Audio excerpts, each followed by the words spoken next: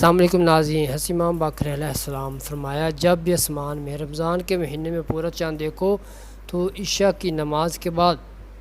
70 بار سورۃ اخلاص پڑھ لیا کرو اور اپنے ہاتھوں کو اٹھا کر اللہ تبارک و تعالیٰ کی بارگاہ میں دعا مانگ لیا کرو، کیونکہ رمضان میں پورا چاند آسمان پر یہ ظاہر کرتا ہے کہ نور برساتا ہے، اور نور والے فرشتے اور رزق بانٹنے والے فرشتے ہر جو نور بانٹتے ہیں اور رزق بانٹنے والے فرشتے ہیں وہ ہر گھر کی طرف نگاہ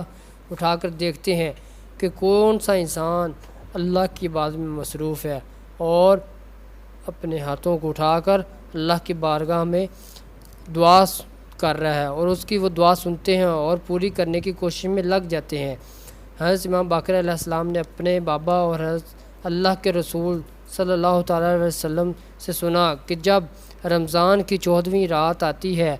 تو اللہ پاک اپنے فرشتوں کو زمین کی طرف بھیجتے ہیں اور فرماتے ہیں کہ جو انسان اپنے لیے جو مانگے اے میرے فرشتوں اس کی دعا کو قبول فرما لو،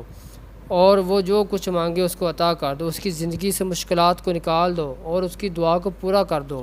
ناظرین، دیکھا سورۃ اخلاص کی کس طرح برکت ہے۔ امید کرتے ہیں کہ آج کی ہماری ویڈیو آپ کو پسند آئے گی۔ اگر ہماری ویڈیو پسند آئی تو پلیز ہمارے چینل کو سبسکرائب کریں اور ویڈیو کو لائک کریں۔